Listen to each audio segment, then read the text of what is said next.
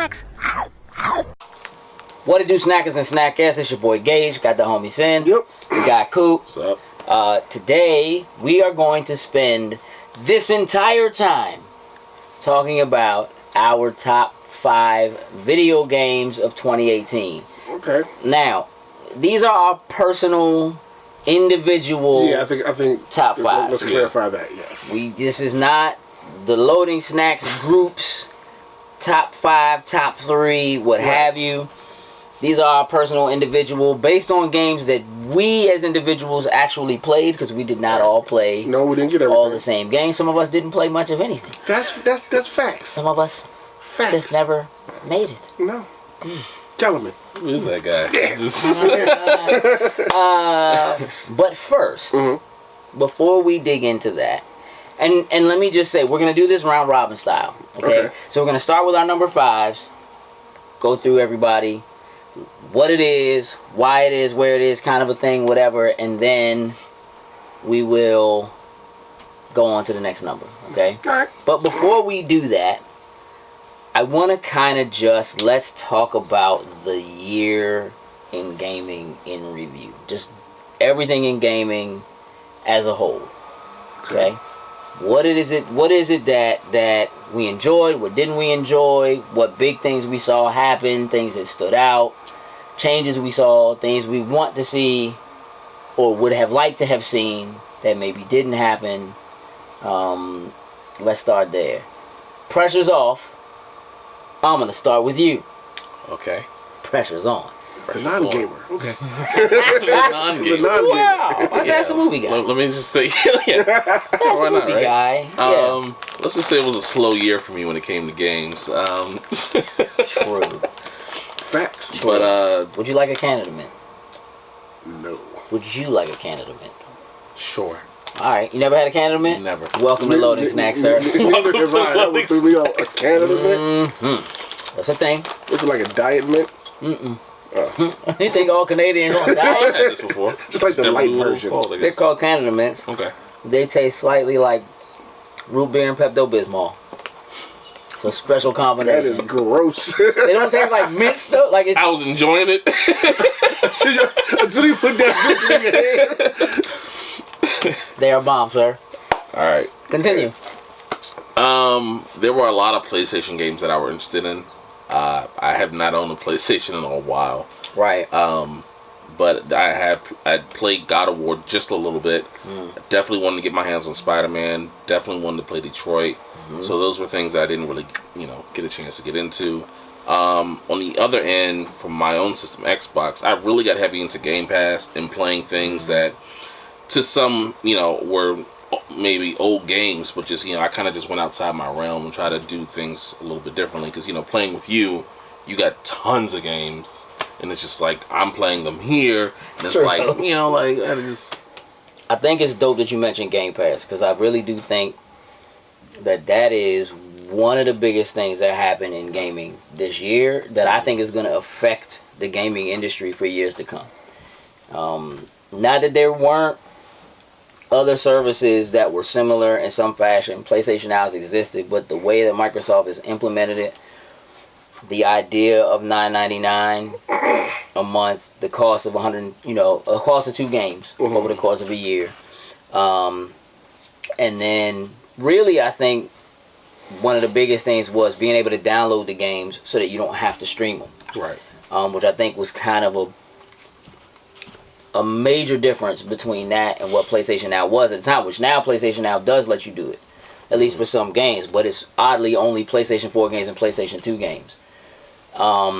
But I definitely think that is something that we're going to see more of coming in the future, and I think we'll see some bigger changes from Sony.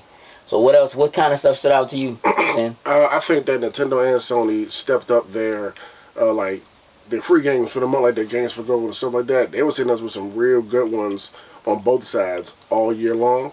I think Nintendo finally jumping online, getting, they kept pushing it back and pushing it back. Them finally getting there. At least they're here now. I know there's probably have some janky issues online, but they're here now and they're gonna learn. You know what I mean? Like the price point You probably hope. Right. You're here now. You're gonna have no choice but to learn. Yeah. You know what I mean? So yeah. But they're finally here in that online gaming space now. Right. So I'm looking forward to see what they do and where they go with that in the future. Yeah. And overall, I think we just got a lot of great content out of gaming this year. No doubt. A lot of great content.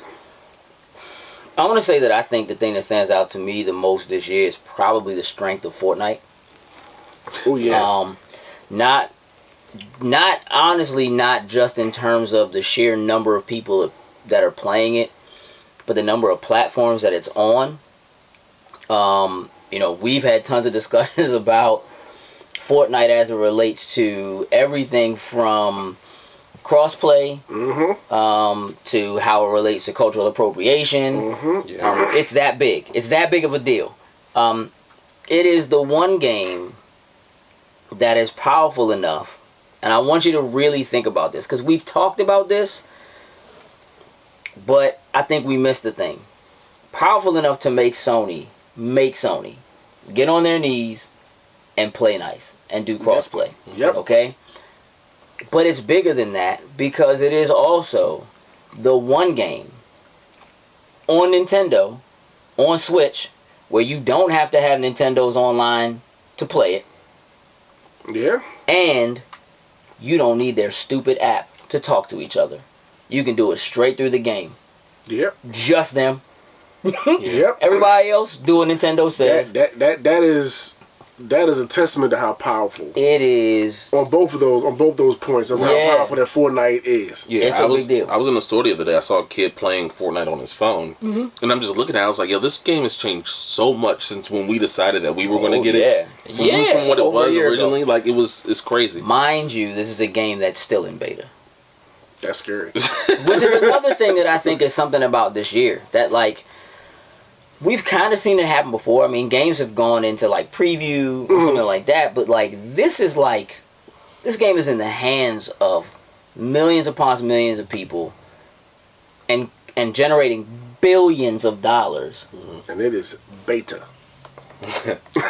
This is not the full retail release. Beta billions. It's not even done. So, like, the state of what a game is.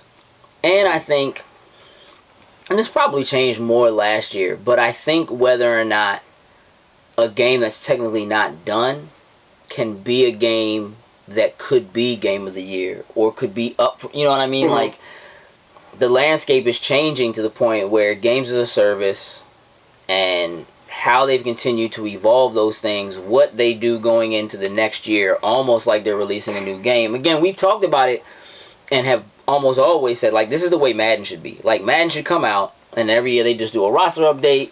You get an update to kind of change the look of things or whatever, right? Because you can constantly update it. Yeah, just like a Destiny or Overwatch and stuff like that. Yeah. Right, they're actually doing it. Yeah, treat it as a game of service. Yeah. Why Madden isn't doing it? Well, they probably never thought about that, but now that it's become... Well, it's I remember when the whole thing happened with one of the football players, and they kicked him off of kicked him out of the NFL, and they kicked him out of the game. Right. And I remember my brother being like, if you could do that, why not just add them or take them in and out as they go? It's a real thing. So I mean, players I guess they know. Traded. They've been updating rosters for like a decade or more. You know what I mean? And so certainly the ability to update things like that in the game, you can do more than we've known for a long time. You can do more than that. Like DLC has been around for a long time. Right. You know what I mean? It's not seasons and season passes have been around for a decade, and certainly it's something that they could do. So it does make me wonder about what the landscape of games and things like that look like in the future. And whether or not it is okay. Well, now we're going on to the such and such season, and if you want to get in, it's $30. Here it is. Here's your download. Whatever. And I think that's going to change. But I also think that Fortnite has had an immense effect on the strength of mobile. Like mobile gaming, while I think has been taken seriously by like journalists and so forth, reviewers, whatever. Like, there's always been that standout, like, quote-unquote mobile game that is ostensibly a cell phone game, Candy Crush or whatever it is. But when games come out that look and play and feel like Fortnite or PUBG, or you know what I mean, that like, oh, okay, now it's being looked at as a much more serious mobile platform, much more serious platform as far as gaming is concerned. Yeah. And the ability to really monetize it and make money in a space that was previously occupied by consoles, like consoles and PC. Yeah. I really think for the first time, mobile has possibly become an actual threat to console gaming. And I say that because when you have something like the Switch, which kind of allows you to do both, right? Everybody has a cell phone. And the only reason why I see it as a threat to what consoles have always been is because if you can do that and you can continue to do that on mobile platforms, on a cell phone or what have you, then kids are not going to keep asking for consoles for Christmas.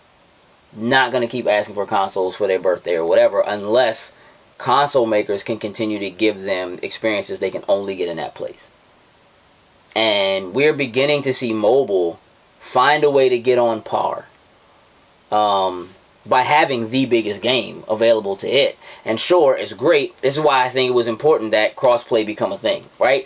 Regardless of what Sony had to say about it, you know, Microsoft being on board about it, I think was more forward-thinking. Nintendo being on board about it, I think was more forward-thinking, because there has to be a recognition. Like, clearly mobile had already started to make a dent years ago in console gaming, and that's why Nintendo went with a tablet for the Wii U, right?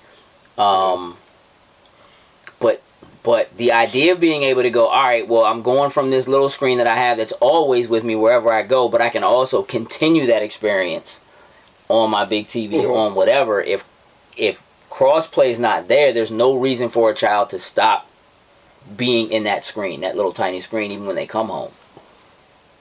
So without the advent of crossplay, cross saves, you lose that younger generation, which is who you really want to continue to sell games to. Yeah. Right? It's gonna take a vicious game for that to happen. That comes out on mobile first. That catches fire like a PUBG or something like that. I mean, I don't think we're too far away from it. yeah, I guess that's what my point is. That, like, there's probably something in development now. Like, Epic now opening up their own game store. Big deal for this year. Finding stuff like that, or like Discord having their own store to be able to rival something as powerful as Steam. But then Epic also saying, well, we're going to give you more of the money than Steam gives you, right? For publishing your game or putting your game out. We're going to put more money back in your pocket. For them to say, here's all these assets and things that are available, and now, you know, if you're on our platform, you can use those for less to make your games, and then put your games out on our platform, and then, you know what I mean? Like, that game is around the corner. It was really probably just a matter of somebody needing the resources, and now they exist. Right. And I want to say that the other thing, and I think this is a point we should probably discuss, E3 this past year was probably only really strong for Microsoft.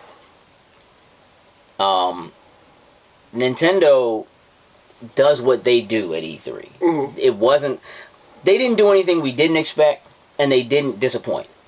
Right. Sony, I think their E3 press conference was disappointing for most people because it wasn't a lot of what we hadn't seen, and a lot of people just didn't like the way that it was done, right? It just kind of felt different and uncomfortable and whatever.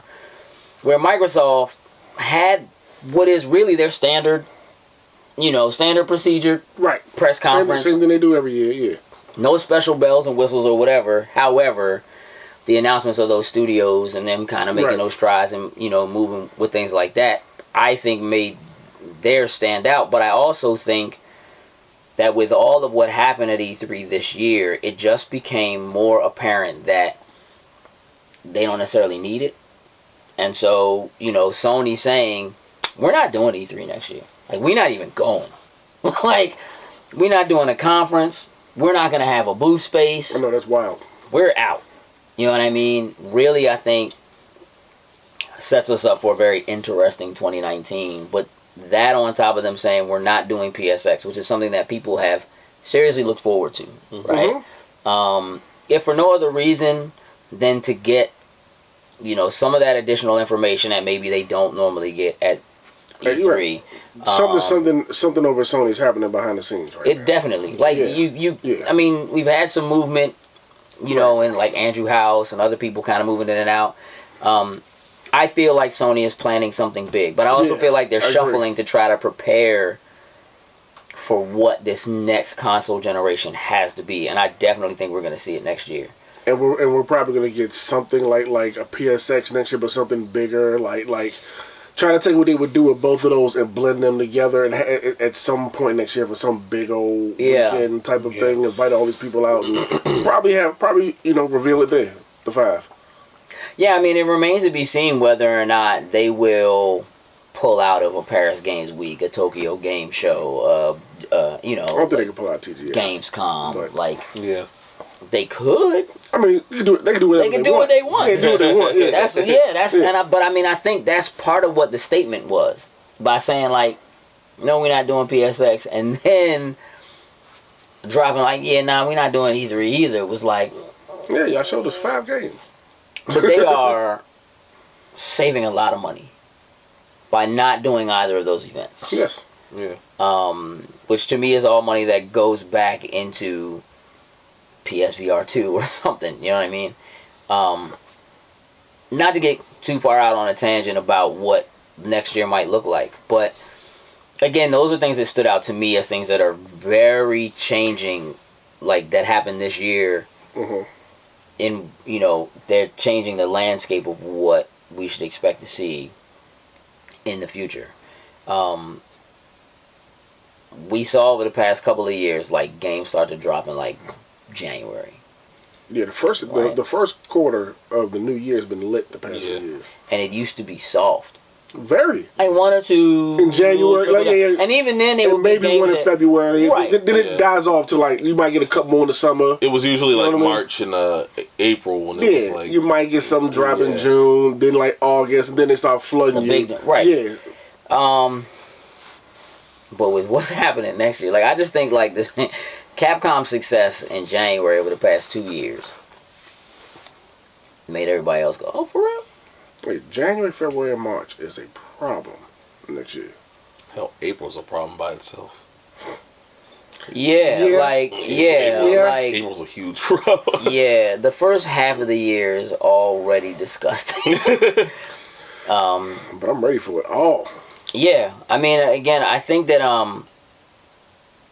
we really saw some major shifts that I think took place this year that are going to have waves that we will see happen. Might not even be next year. Might not be until 2020 when we probably get new consoles or something like that. But I definitely think that some of those seeds have definitely been sown when it comes to things like crossplay, cross saves amongst multiple consoles.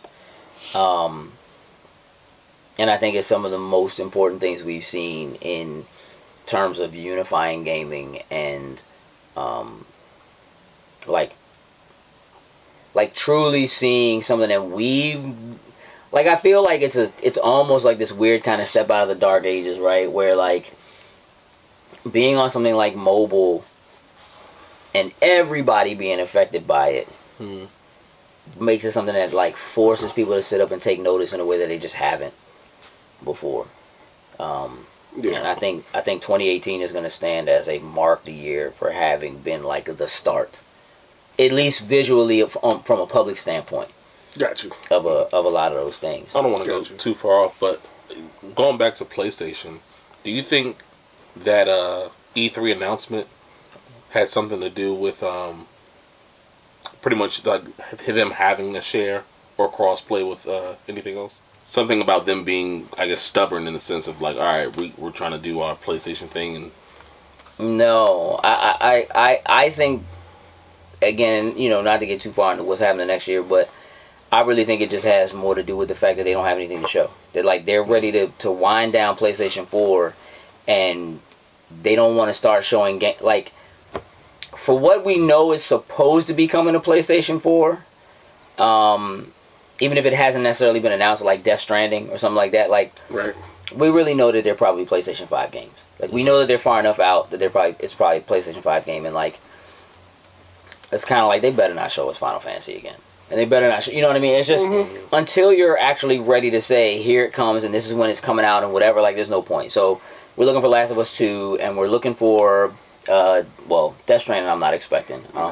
What's the other joint? The zombie game that, Days Gone. Days Gone. Like, we're looking for that. yeah. And outside of those two, like, I think that those might hit PlayStation 4. You know, what's that? A Ghost of Little Samurai? Ghost of Tsushima? Yeah. I mean, it's possible. We did finally get gameplay of it Right. at E3. I know I said because like those are the ones that they made a point to show us. Right. Yeah. I think it just depends on how the development goes, because True. it doesn't have a date. True. So for me, it's just kind of like, all right, we've shown you this stuff. We don't have anything new to show you. We don't know or expect to have anything new to show you come E3. Right? So that's 8 months out. So either they're expecting to drop, like, I mean, God of War, we didn't know the release date until like a couple months before. True. Like, we had seen it and whatever, but then they, you know what I mean? So I think that maybe they learned from that, and they're like, you know what, let's just kind of hold on. Because the truth of the matter is, some of these games might end up being something that straddles both. Maybe it's going to be on both consoles. And if you're ready to go on to PlayStation 5, you'll get a better than PlayStation 4 Pro version. Right. Or whatever. Or you can get the PlayStation. That's kind of what I'm thinking. And I just feel like there's a couple things. One, they don't want to show their cards too soon. Two, I think that one of the things that has been learned over the last year, and really kind of before that, is like controlling the media feed. Like Microsoft taking the time slot that they did last year at E3 was done so that they could have control over the media and the news and what was said. 24-hour cycle. Yeah, and if Sony, regardless of whether they already said they're not doing a conference around E3 or something new at E3 or somewhere away from E3 or whatever, but them being able to say in August, we're doing a conference, this is what it is. Excuse me. And being able to control the messaging and have the media to themselves is something that Nintendo does very well by having directs. Yeah. And Even what they do. what's smart about it by comparison to any, like an E3 conference, you kind of have to try to have something for everybody. And there's always stuff that people are like, I don't care about that, or I don't want to see whatever, right? But like, what's smart about what Nintendo does with their directs is they will come out and tell you, we are doing a Smash Brothers direct. Right. I don't care about Smash Brothers. This is a Pokemon I'm gonna watch direct. it, You know but what I like, mean? Right. I go into it knowing like, Yeah. I'm not super excited. I'm watching to get the information, right? But it's not This not something right. I'm But looking for the people who are like Smash Brothers, like, yeah, it's like, and that's one of the things that they've done really well by doing directs is being able to control the messaging, control the media outlet, as far as what people get, and direct what's special about what they're doing specifically to the audience that is special too. Yeah. PlayStation usually drops their game trailers, like actual movie trailers with no release date. It's like it's a lot of theatrics behind it and everything, and then it's just like you cheer for it, and then it's the next one. Yeah. I mean, I definitely think that, again, this past year is going to be a foot in sand. Like, here it is. This is where it started, kind of a year going forward. But obviously, that remains to be seen. Now, let's start talking about what we loved, what our top games were. So, with our number 5s, Okay. I'm actually going to start with you. What's your number 5 game for 2018? Spider-Man, my number 5 game for this year. Did you put a lot of time into that? It's from my thoughts or the actual game. Nah, the game, yo. Like, this is supposed to be games we played. I just want to know. Yeah, I played. Yeah, I'm playing it. Yeah, I'm going around the city. I'm fighting thugs. I'm doing my little, taskmaster and stuff and that. I'm playing it. I still got a lot to do, but I'm playing it and I'm enjoying it a lot. Dig it. I'm really enjoying it. I'm digging the story. I'm liking. I actually like the swing mechanics in it. Like, and we've talked about the music and how just not even thinking about it. Like, I'm swinging to like that music kicks in or whatever. Then I'm trying to get all fancy. And I'm diving. I'm flipping. Like, yo, I'm a hero.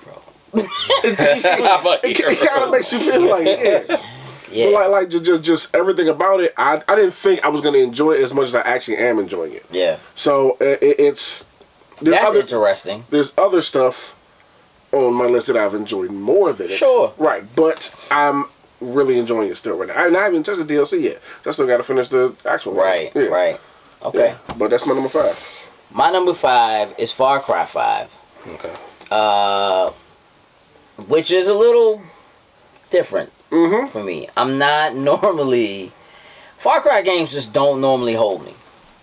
This game still didn't hold me. Like it did. Like it's weird because I really enjoyed it. I was having a great time. I like the mechanics. I like the idea of having like a buddy or friends that you can call in. Almost always having an animal with you and the different abilities and things that they have and kind of how you could approach things from a more strategic standpoint, which is the way I like to play games. And it's not that other Far Cry games didn't have that, but you're still basically just a lone gunman who for some reason has powers. And I've never really figured out why. But Far Cry games, you have powers. Whatever. But this one... Something just about Hope County, man. The place and the people, and the characters just kind of stood out to me. I didn't necessarily find that like it was the greatest villain, or whatever. Like I wanted to kill him, like I want to kill every villain, but he wasn't like he was charismatic, like. Matthew McConaughey levels of charismatic. Okay. But the game itself, like, it's still something that I think about on a regular basis, and especially like having them having announced the New Dawn. Like, I'm like, yeah, I need to go back, knock this joint all the way out so I can be ready, because I am probably more interested in going into the new version of that game than I probably ever have been before. So that's my number 5. Okay. Number 5 for me is Dragon Ball Z Fighters. Dragon Ball Fighters. Dragon Ball Fighters. Yes. They don't even know the name of the game. But that's why it's 5. Yeah, they get better as they get to 1. Okay. But yeah, I just love there's been a lot of Dragon Ball Z games, fighting games, and they've had a lot of different styles. I just love how they just kept it simple. We're not going to try to make the graphics look super spectacular. We're going to make it look like what it's supposed to look like, the cartoon. They made it look like the anime. Yeah, the anime. Yeah, but they kept it 2D instead of like the 3D with then the side screen, like it was perfect. And I had a lot of fun with it, and it was very active to what was going on with the anime too at the time. You don't get a lot of stuff with Dragon Ball Z games when they came out, it was just random. But with this game, it was like there was a series happening while the game was happening. You got the characters from like it all came together. You're just replaying Z over. Yeah, pretty much. Yeah. Right. It was you kind of had something to look forward to, and you were familiar with the anime along with the game. I was really into the anime this year and the game. So dig it. Number 4, sir. Number 4. Mine is Monster Hunter World. I've been waiting for a Monster Hunter forever to come to the big consoles, and it finally did, and it did not disappoint. It was tough as all hell. It was very strategic, and it was a whole lot of fun, and time put into beating them monsters. I still got monsters I got to go beat. Sure you do. And that thing is the problem with it is the learning curve is so tricky that if you step away from it to play anything else, getting back in it is so difficult. And that's one of the problems I'm having now with the new DLC getting ready to come out. Like, all right, let me get back in here and start working at it again. But you got to take that time to learn it. But it is a great multiplayer game.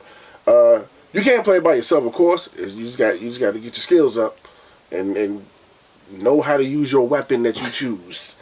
But that's probably the biggest mistake I made was my weapon of choice. But I'm stubborn and I stuck with it. I picked like the hardest. Hey, I went archer and I learned you got to learn how to dodge and don't take hits. Other than that, I'm good.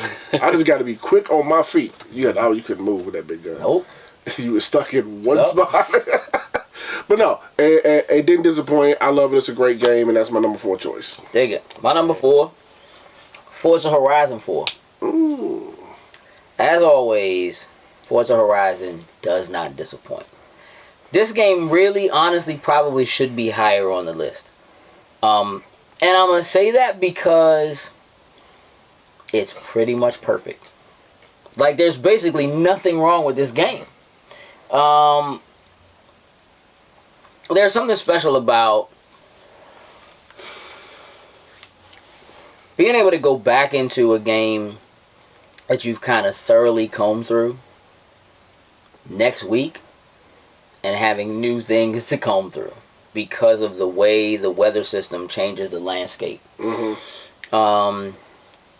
The seamlessness of being able to get in and out with your friends, the fun of tackling events along with your friends, the loot as it's presented in the game, the look and feel of the game, it is superb. But as we've discussed on a previous episode, it's just hard for a game that's a racing game to be a game that's like right at the very top. The thing about it is, it more than met the expectations, but I don't know how you go beyond that, and I'm positive they'll surprise us with something. They will in a couple of years. And it probably means that Forza Horizon 5 will be the first Forza game that we see on the next gen console. Okay. Because Motorsport 8 would be next year, and I'm not necessarily thinking we'll see the console next year. Forza Horizon 4. 4, Soul Calibur 6. The last time I saw you play Soul Calibur, you didn't like it so much. Yeah, this is actually the reason why it's on my list as it is, because I remember being really good at this game.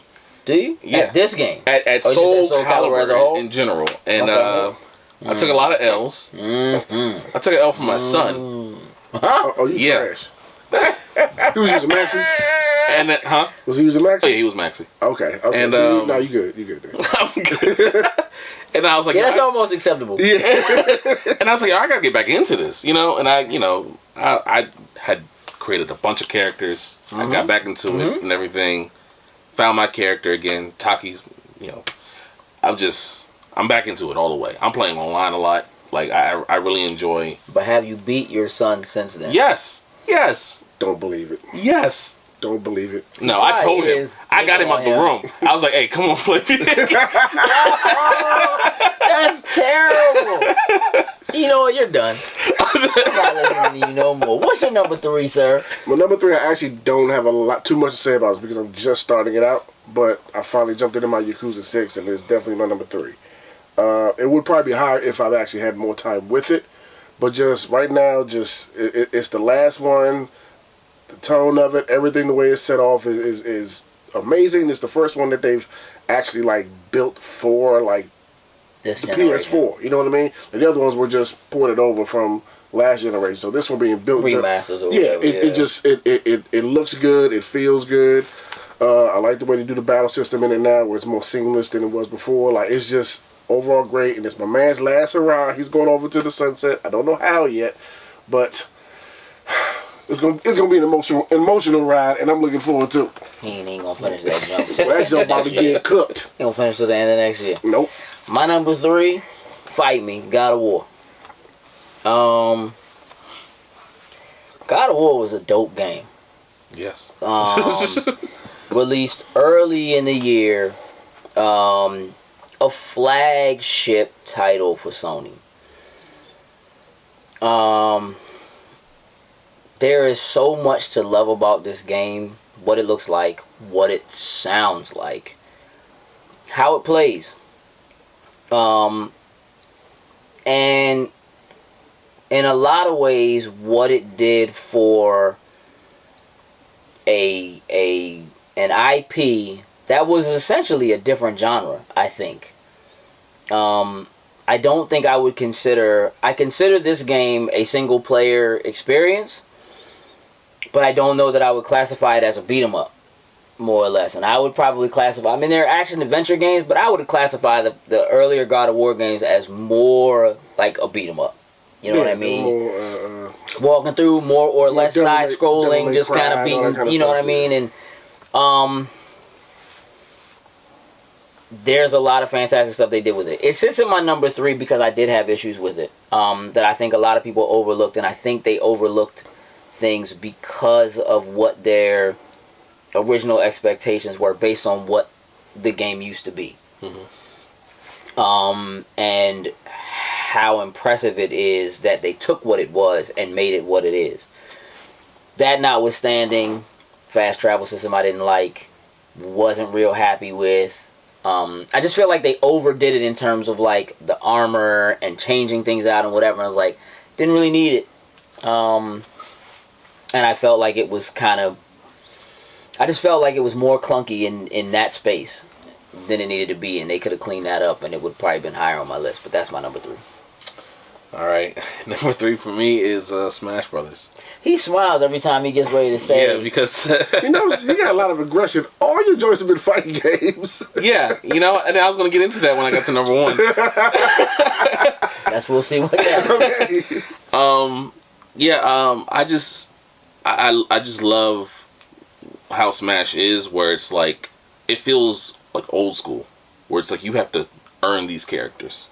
You know? Yes. A lot of people are mad about that. No, I like that. I mean, there's a lot you can... I mean, of course, there's going to be DLC and everything, but just that old school style made me feel like I was playing like Mortal Kombat or something to like unlock a character. That felt fun to do. It felt fun to teach my son, you got to beat this guy to get that guy. You know, to get through that whole thing. I don't own the game, but I had a great Christmas weekend, you know, to do all of that, and I just loved it. And I was like, this makes me want to switch. At first, it was always surrounding us. We went to cons, it was there, it was always talked about, and I was like, yeah, maybe I'll play it. But now it's like, I definitely want to get switched for this game.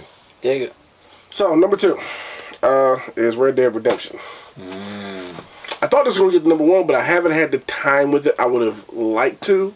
Just been too busy, but the time I have had with it, it has been amazing. From the stuff that we get into online... to just that good old Rockstar feel of you get into that world and the characters and just their voice acting and just all this stuff going, just so many, like I said before, like how many times I think I've restarted probably 3 times so far, and every time I'm finding different stuff when I just go to that first town, like it's always seems like there's something you miss. Yeah. Like, yeah. I'm finding a serial killer at one point. Like, this dude was here the whole time. And now I got this quest. People that weren't there before, now they're there or they're gone the next time. Like, it's just so random how just things just happen and you just get into the most weird stuff in that game. But it all feels kind of natural at the same time. Like, just the way they just build their worlds is phenomenal to me. Yeah. That Rockstar is so great at that. And it has me so... engulfed. I'm just waiting to actually get some time to actually sit down and really get into it and enjoy it. Right now, I'm just pretty much playing online right now. So I had to take a step back from what's the name. But it's number 2 right now. All right. My number 2 is Spider-Man, PS4. Awesome game. I played the shit out of this game. Like, my first platinum. Yes, congratulations. Thank you. And the game itself just felt good. I don't think I was impressed the way everybody else was impressed with like the swing mechanics. Like it felt, if you go back and you play an old Spider-Man game and you're like, ew. And when you play this, you're like, oh, ooh, they did this. But there's still some things that I felt were a little quirky, a little skatey, you know, whatever. But the story It's personally, it's hard to tell a good new Spider-Man story. I think I've pretty much seen and heard them all, and especially when you kind of have to rehash characters that already existed. But the way that this game, and I don't want to spoil it because a lot of people maybe only got it for Christmas or something like that. True. So I don't want to spoil it. But the way that this game takes villains that you're already familiar with, and does a Black Panther and kind of makes you care about the villain and that character's struggle and so forth in the lead up to the climax of the game, just really did something special. The Stan Lee cameo before Stan Lee's passing was already special. It's more special now. And again, I did have some issues, just with certain things. Like, I don't really need to control Mary Jane, but okay.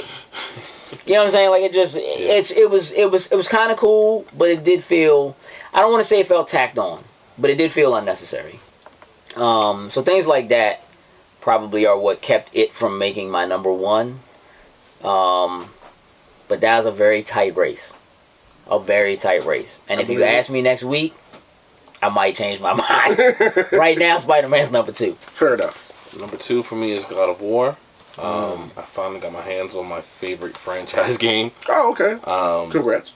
And as soon as the music just started playing, I was just right back into it. Just, it's just so epic for me. Like, I really get into God of War. I'm into the story. I love all of it. And then the new mechanics on this game just felt like what I wanted it to be anyway. It just made it almost damn near perfect. And just, I obviously have a brutal issue with, violence games. So this is another beat 'em up, I guess, hack and slash. But it was just more, it was so much more than that. Yeah. And I loved every moment of it. Still my favorite franchise. Number 2. Cool. That would be a number 1 for me. Yeah? Yeah, God of War. I didn't see that coming, but by far this one gave me the most happy feels this year playing this game, I would say. Like, just the tone. There's just the tone and the setting of it, just the way it starts.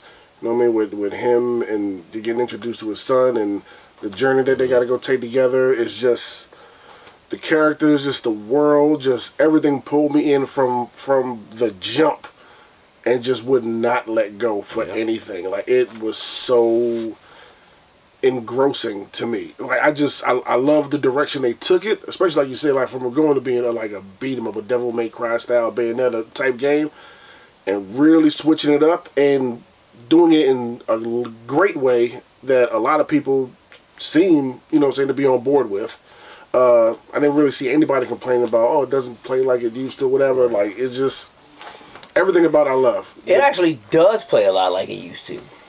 I think I need to go back and play it then because they don't. The feel is there. Like, once you start to get it, especially, once you get I don't want to bust the spoilers, but it starts to get.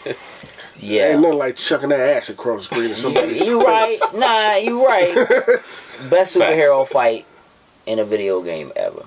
Oh, that first one was. Yeah. I remember being online with you. He was like, "Did you fight the boss?" I'm like, "Oh, like the big troll thing." He was like, "No, just wait." I'm like, "All right." And then we're in the house and it goes down and everybody in the house glued to the screen. Like, what? I'm like, yeah, this game wins.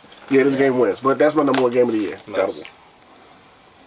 My number 1 game is Red Dead Redemption 2. Obviously. That game is the best game I think I have ever played. That game, a lot of the complaints about it are how slow it starts. But I actually kind of dig it. Like, for me personally, there is something I like about certain kinds of movies, certain kind of action films, things of that nature that, like, they start and you're right in it. That was actually the way I like to start a lot of my role-playing games. I like a Final Fantasy game that just is like, wham, you jump right in. A lot of 7, they start off the mission. Yeah, like you start and you just in it. I enjoy the way Red Dead starts off. Like I was saying, like getting to know these people. Because you're playing an outlaw game. It starts off like a Western. Yeah. like a Hateful movie Eight, in a that's lot of what it cases. reminds Yeah, me of. it's like it's very like it's methodical. It takes the time to kind of teach you things. There's still a lot to learn, you know, as the beginning of the game kind of moves forward. But then, like Rockstar games do, there's so much to do. There's so much to see, so much to experience, and there's so much in this game that is like there are so many tiny nuances. Mm-hmm. And then there's the story, which I won't spoil.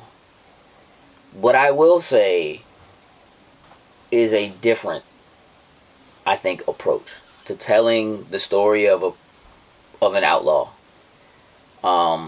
who, depending on how you choose to play, has done some pretty terrible things.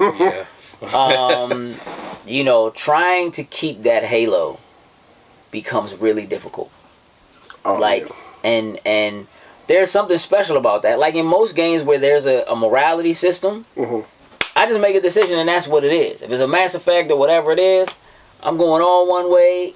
Right. You're done. If it's Fable, I'm going all one way. It's easy. In this, it's like not. For everything you do that starts to crawl you up towards that good side, and there are benefits to being one versus the other. I watched a guy get killed. I had nothing to do with it. Sure. I went to pick his pockets and got negative. I'm like, I didn't did. kill that brother. No, you didn't. But you took his But kid's you got a civil inheritance. watch. You took his kid's inheritance. Who gonna find his body way out here in the woods? Hey, listen, You got his somebody is cocaine. always a witness. In this game, there's always a witness. Let me tell you Always something. in the trees. There's always a witness. You be like, yo, I birds. just looked. There was nobody here. How was this a problem? Stay snitching. Yeah, I mean, and Rabbits. it messes with my, you know what I mean? Like no other game has ever really done that to me. Where it's like, I'm going down this path and I'm good, and then somebody will just say something slick, and I'll be like, I really could pump some bullets into you, and nobody would know except for the 3 witnesses who are gonna show up out of nowhere, and then I gotta kill all of them too. Hey, look, there's like it's nothing like when we're online, and it's all of us, and we see people approaching. Everybody got their guns out. Everybody start walking slow, like, Bruh. all right, now. You better just, let's just keep going about our business. Yeah. Because it will get hot out here in a That's second. not even like, I'm not even talking about the online. Like, No, I mean in general, like then there is I'm talking the about online. NPCs and like they'll just do it on like walk past. Yeah, you better get out of my way, such and such. Yeah. Like, What you say, dog? do you not see us? Did they stop their horse and turn and look at you like do something? Like, Yeah, they do. They really do. You be It's like, crazy. for yo. real? Yeah. My Lasso game is impeccable. Impeccable. Yeah, that's my number 1, man. Yeah. Same for me. Red Good. Dead Redemption 2. Good, so we can talk about it some more. Yeah. because it's ridiculous. Just every little It detail. should be in called the Red game. Dead Ridiculous. Red Dead Ridiculous. Yeah, there you go. There's so many different ways to play this game. Like, I am a different person every single time. Like, it's crazy. And honestly, a lot of it has to do with Westworld. A lot of it has to do with Westworld. yeah, I'm not lying to you. I don't partake. But like, yeah, but when you get into the show and you see, it's like, hey man, I wish I could do something. You do, you can. It's Red Dead Redemption. I mean, look, from having like little things that happen in the background, something as simple as like, all right, I'm gonna drop so and so off at the. I just went and did this bounty. I'm gonna drop so and so off at the sheriff's office, get this money. And then I see something, and I'm like, what is that? And I go look, and it's like, oh, you just found out they running a illegitimate business out of the back of this joint.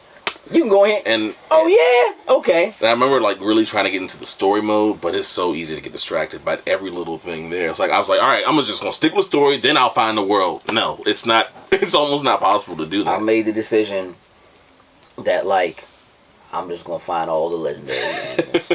I'm just gonna go find them all. Because even though I don't like all them legendary outfits, I need them. I need them. And I'm the king of the legendary outfit. You know what I'm saying? Like, I just need it. and this game in this culture is crazy. Like there's a very hilarious South Park episode, and they do nothing but talk about Red Dead Redemption 2 and how everyone's doing it. Like you just think that no one else is playing. You think it's just you and your friends. It's like no, everybody is playing it to the point that literally my father is playing it. My father's playing Red Dead Redemption. I go say what's up. He's like, my goddamn horse got hit by the train. I didn't know I had to move it from the thing. He over there carrying his saddle and everything. I was like, did you get horse insurance? My mom's looking at us like, what are y'all talking about right now? my horse insurance. Duh. It's a thing. It is. Yeah, you're right. It's a real thing. It's definitely a real thing. Look, 2018 for gaming definitely shaped up to be incredible. I think without a doubt we can say that. Yeah. So, what I need to know now is, what do you guys think the top 5 games of this year were? Do you agree with any of us? You probably don't. Probably not. But let us know in the comments below. We greatly appreciate your support. Absolutely. Make sure you're following us over on Patreon so you can get the behind the scenes, because we don't usually know how to act when the camera's not. When we don't really know the camera's rolling. So do that. Please give us a like, share, and subscribe across YouTube and Facebook and the rest of social media. Look out for us, because it's MagFest time. With that, we're out. Toodles and Lose.